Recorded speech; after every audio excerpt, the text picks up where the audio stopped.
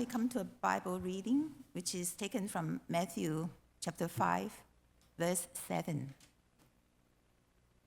Blessed are the merciful, for they will be shown mercy. And now we welcome Pastor Kang for the sermon. Thank you. Good morning, everyone. Let's read it again together. Is it there? Let's see. Blessed are the merciful, for they will be shown mercy.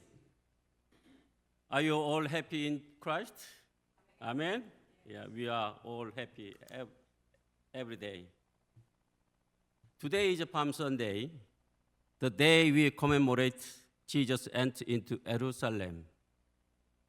The Gospel records Jesus' entrance into Jerusalem in detail. In Matthew chapter 21, when Jesus entered the city of Jerusalem, many people come out to the street and welcomed him with respect. They laid their outer garments and palm branches, which symbolize victory on the Lord. Verse 10 says, all the city was moved, saying, who is this? Who is this? When Palm Sunday comes, I feel as if I can hear the shouting voice from Jerusalem across time and space. If I had been there, how would I have shouted? And how did Jesus feel about their praises? I am curious. Because their praise changed in just 5 days to shout of crucify him. In Matthew chapter 27, 22, Pilate asked the crowd during the trial, what shall I do then with Jesus, who is called the Messiah? And they all replied together, crucify him, crucify him. Even Pilate said he found no fault in Jesus. Then why did the people say Jesus should die? Why? The answer is simple. He was not the Messiah they wanted. They wanted. The Messiah they desired was one who would solve their problems of food and daily life. Like in the miracle of the 5 loaves and 2 fishes. They wanted the Messiah who would not only free them from Roman rule through power, like rising Lazarus from the dead, but also restore the glory they had during the time of King David. But over those 5 days, Jesus showed none of that. So what must we be careful about in our work of faith? We must not seek the Jesus we want, or the faith we want, or the church we want. A person who have truly met the Lord Jesus pursue the faith the Lord wants, not me, Lord wants. The life the Lord desires, and builds the church the Lord desires, with the goals he gives us. Therefore, if the Lord is at the center of our lives, there is no problems. But if I am at the center, then problem will come. In the Gospel of Luke, we see that when Jesus was coming down the mountain of Olives to enter Jerusalem, he looked over the city and wept. At the moment, the city of Jerusalem was full of excitement and joy. Why? Because Jesus coming Jerusalem. People heard that Jesus was coming. They were in festive mood. Then why did Jesus weep when he showed them? Because he knew that the city would be destroyed soon. Jesus saw the suffering that would come upon them. And those tears he cried were tears of mercy. Even though he knew that these same people would call for his death in just 5 days, Jesus still wept for them as I walk in faith. I try to always remember those tears Jesus cried. And I decide in my heart, I too want to live a life of mercy like the Lord, like the Lord Jesus. Brothers and sisters, today, Jesus promises a blessing to those who are merciful. So, for us to receive this blessing, the first thing we must do is understand what mercy means. What mercy means. What is the meaning of mercy? It means having a heart of forgiveness and compassion, feeling pity for others. And at the center of mercy is forgiveness. But the forgiveness that God requires of us is much higher than what people usually expect. Why? Because God's forgiveness has no limit. In Matthew chapter 18, Peter asked Jesus, "How many times shall I forgive my brother when he sins against me? How many times?" The law say, how many times? 3 times. But Peter generously asked up to how many times? 7 times. But Jesus replied, not 7 times, but 70 times 7. 70 times 7. Now, if a friend wrongs you 3 or 4 times in a row, would you forgive and still want to meet with that friend? Yes? I don't know. Most of us would probably stop meeting them. But Jesus asked us to forgive without limit, with a merciful heart. And to those who live this way, he promised a blessing.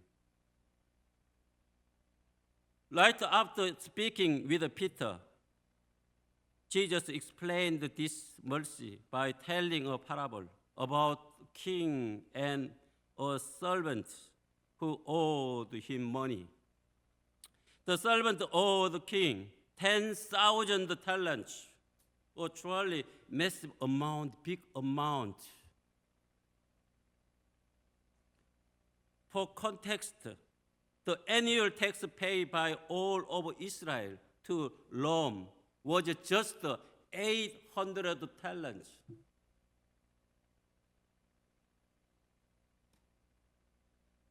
So the debt could be like a billion in today's money.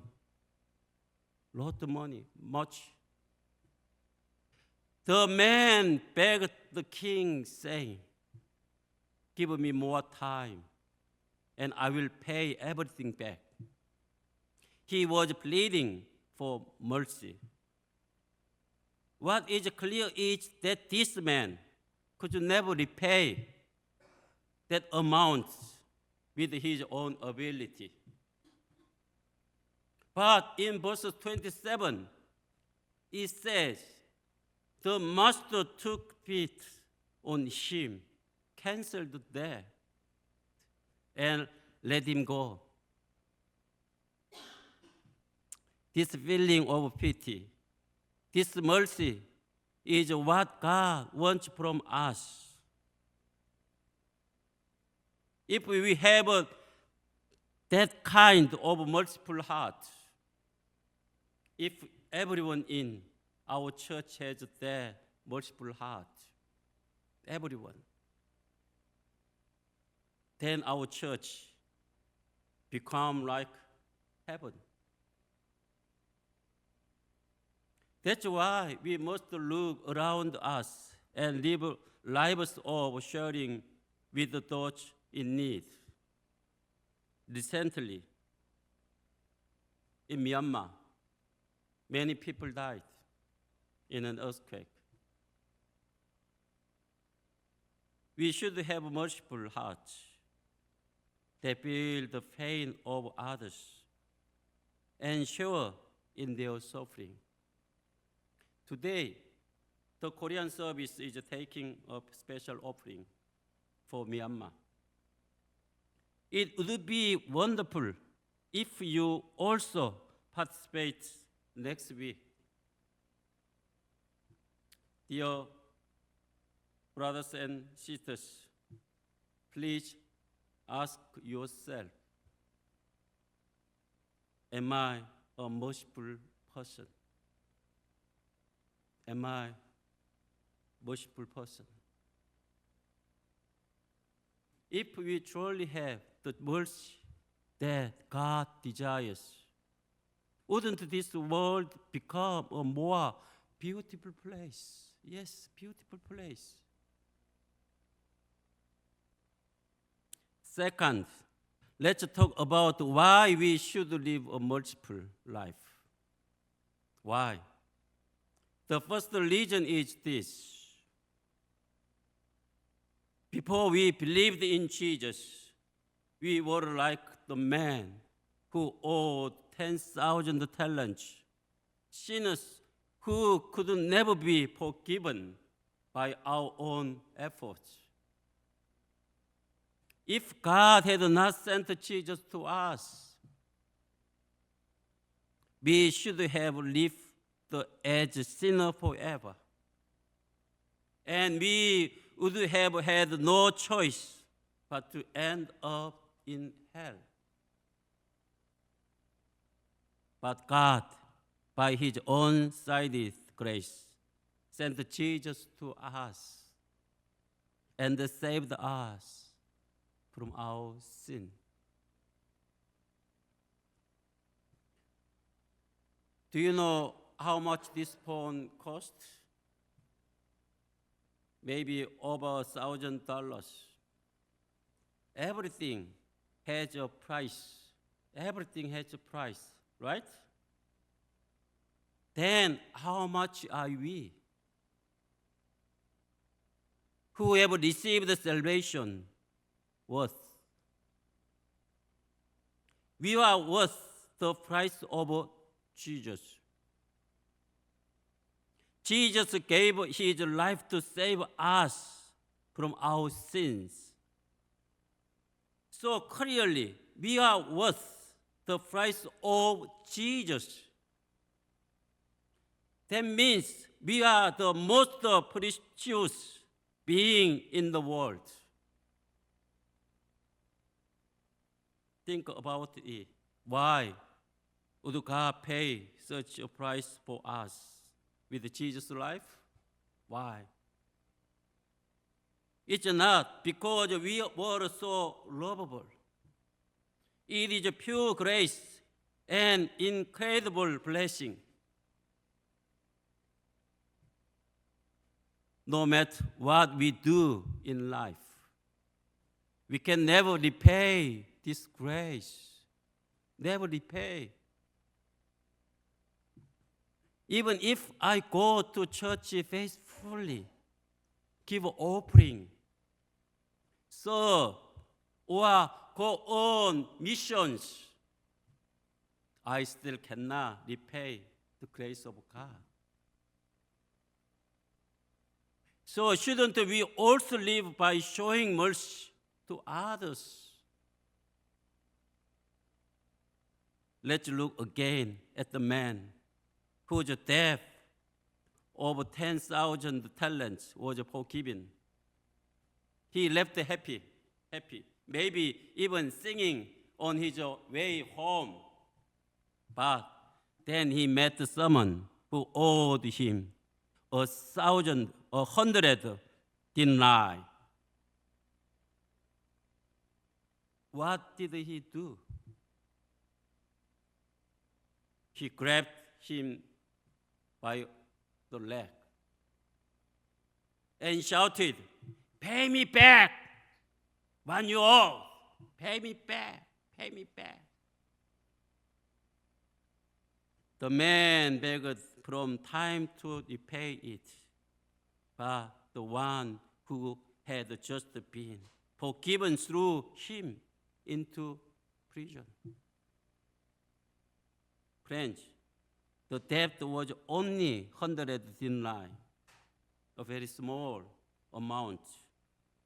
1 talent was 6,000 denarii. 1 talent, 6,000 denarii. So 100 denarii is almost nothing.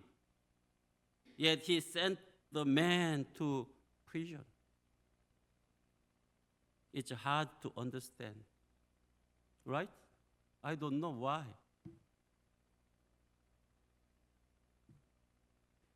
When the king heard this, he was angry. He summoned the man and said, "I canceled all your debt. Shouldn't you have had mercy on your fellow servant, just as I had mercy on you?" Just as I had mercy on you. That's the kind of life we are called to live. There is no one who cannot forgive, and nothing we cannot give. Moreover, we must go future. We must love those people and pray for them. Remember the tears of Jesus I mentioned earlier. How could he cry for people who were trying to kill him? How? How could he pray to God, asking him to forgive the ones who nailed him to the cross? How? It's because we are people who owe God a debt we can never repay. And also, our lives must be filled with mercy. Secondly, we must have mercy because we are disciples of Jesus. We are disciples of Jesus. A disciple follows the life of the teacher. So the mercy of Jesus must become our mercy. We must also decide, I will be a merciful person like Jesus. So I hope we live like Jesus. I hope. A life of tears and prayer for others. I hope you will be someone who has no one to hate, but loves everyone, Because as Christians, we are Christians. We must not hate anyone, even our enemies. we must love them and pray for them. That kind of mercy is what makes us true followers of Christ. Amen. Lastly, the blessing promised to the merciful is that they will receive mercy from God. From God. As Christians, even though we have received forgiveness of sins through Jesus, we still have sins and faults in our lives. When God looks at us, how many shortcomings must He see? If we didn't have God's mercy right now, we wouldn't even be able to maintain our identity as His children. Not long ago, during the Korean service, I reflected on how many sins I commit in just one day. How many sins? And it was countless. I have sinned by not always giving thanks, by not praying continually, by not loving people more, by not doing all I should as a pastor. Yet I am still living as a Christian and a pastor because of God's mercy. God's mercy. Why did God show me this mercy? Why? Because I also have mercy toward others.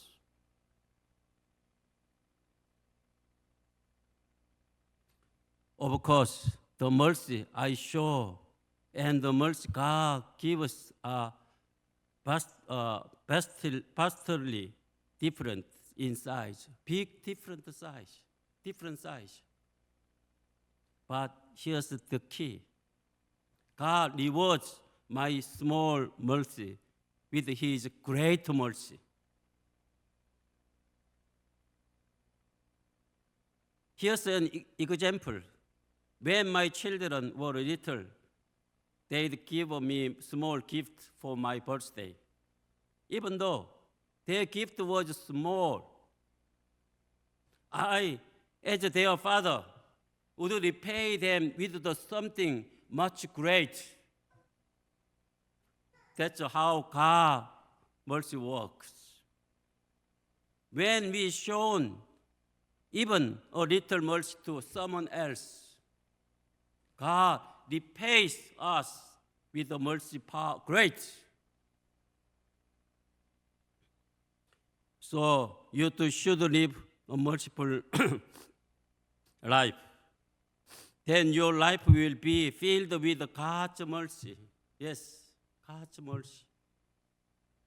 It is just through God's mercy that we can continue to live as Christians.